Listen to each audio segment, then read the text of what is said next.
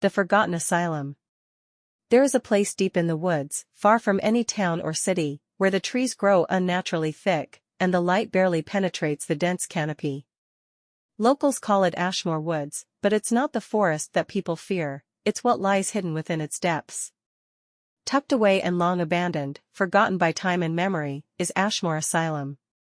Built in the early 1900s, Ashmore Asylum was once a place meant for healing, a sanctuary for those deemed mentally unfit to live among society. But over time, rumors began to circulate, rumors of abuse, of patients disappearing, and of strange experiments conducted by the head doctor, Dr. Isaac Mercer.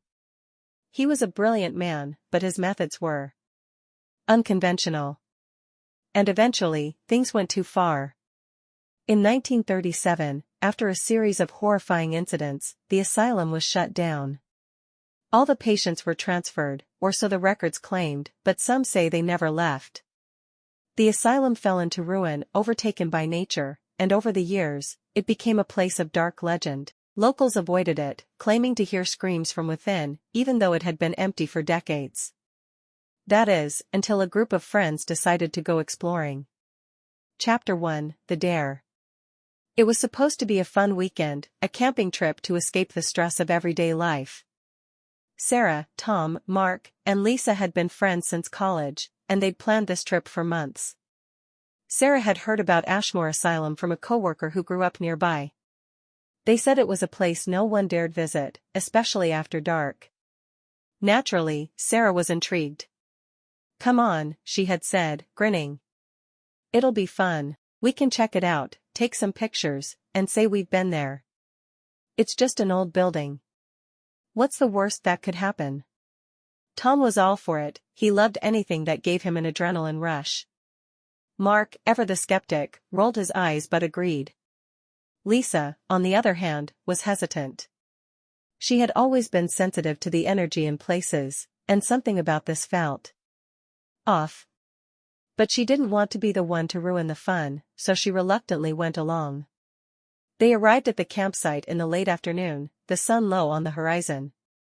The air was cool, and the forest was eerily quiet. As they set up their tents and unpacked, the conversation naturally drifted toward Ashmore Asylum. "Do you think it's really haunted?" Sarah asked, her eyes gleaming with excitement. "Nah," Mark said. "It's just a bunch of stories people made up to keep kids from messing around in an old building. There's no such thing as ghosts." "I wouldn't be so sure," Lisa muttered, glancing at the tree line where the dark woods stretched on endlessly. She felt something watching. Tom grinned, clapping his hands together. "Well, I guess we'll find out tonight." Chapter 2: Into the Dark. As night fell, the group set off toward Ashmore Asylum. The trail was barely visible, overgrown with thick brush and twisted roots. The forest seemed to close in around them, the air heavy with moisture and an odd stillness. Every snap of a twig or rustle of leaves made them jump, but they pressed on, their flashlights cutting through the thick darkness. After what felt like hours, they finally arrived. The asylum loomed ahead, its massive stone structure partially hidden by the trees. Vines had overtaken the building, creeping up the walls like long dead fingers, trying to pull it into the earth. The windows were shattered, the door hanging off its hinges. It was a place forgotten by time, a monument to suffering and madness. "I don't like this," Lisa whispered, her voice trembling. "Relax," Sarah said, though her own voice was tinged with uncertainty. "It's just an old building." They made their way inside, the floorboards creaking underfoot. The air inside was stale, and the faint smell of decay lingered. Their footsteps echoed unnervingly in the vast, empty halls. Graffiti covered the walls, names, dates, warnings written by those who had been there before. "Leave while you can." They never left. "We see you." Tom chuckled nervously, pointing to the last one. Creepy. Someone was really trying to scare people. As they explored deeper into the asylum, the temperature dropped. Cold drafts whispered through the hallways, carrying with them strange sounds, like distant footsteps, or the soft murmur of voices. Lisa shivered, her breath visible in the cold air. "Guys, I'm serious, something's wrong here. We need to go." But the others brushed her off, too caught up in the thrill of exploration. They found their way to what appeared to be the old patient rooms. Each one was small and cramped, with rusted bed frames and faded numbers on the doors. In one of the rooms, Sarah found a pile of old medical records. She sifted through them, curious, but most were illegible, the ink smeared and faded with time.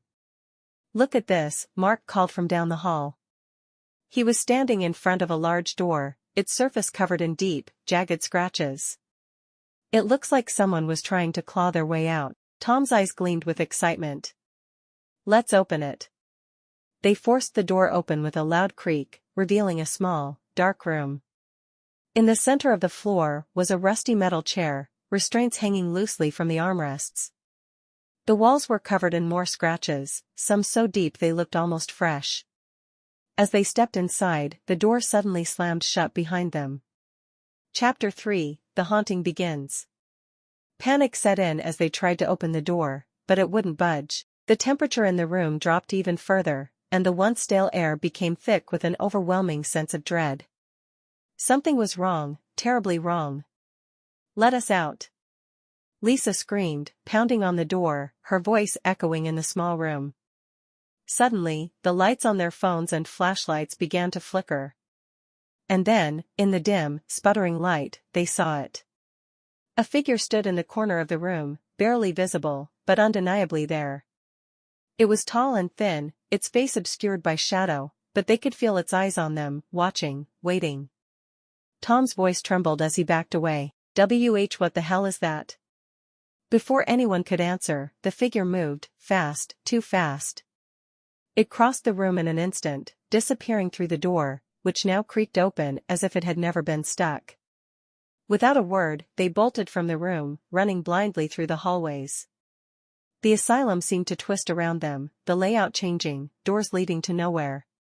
The shadows stretched and shifted, forming shapes, figures that moved and followed, whispering in voices they couldn't understand.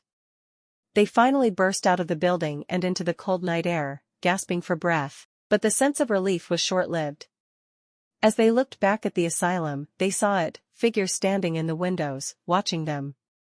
And then, slowly, one by one, the lights in the building began to flicker on, though no one had been inside for decades. Chapter 4, The Truth Uncovered. Shaken but determined to get answers, Sarah did some research the next day. What she found was more horrifying than any of them could have imagined. Dr. Isaac Mercer had been conducting inhumane experiments on the patients, using them as test subjects for his twisted ideas about curing insanity. Most of the patients who disappeared were never transferred, they had been locked away in hidden rooms, left to die in the dark, their bodies never recovered. And now, their restless spirits haunted the asylum, trapped in the very place where they had suffered and died. But that wasn't the worst part. The group hadn't left Ashmore Asylum behind. The spirits had followed them.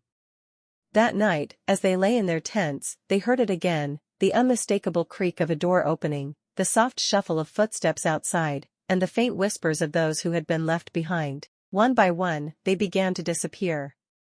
First was Tom. He vanished in the middle of the night, his sleeping bag empty, the zipper still closed.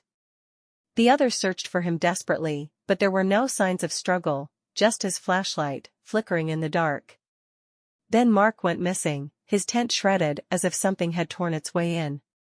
Lisa and Sarah tried to escape, but the forest twisted and turned, every path leading them back to the asylum.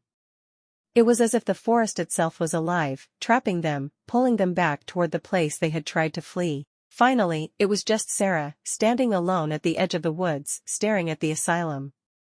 The doors were open, waiting for her. She could hear the whispers now, clearer than ever. "Come back. We're waiting." And with that, Sarah took a step forward, back toward the house that would never let her go.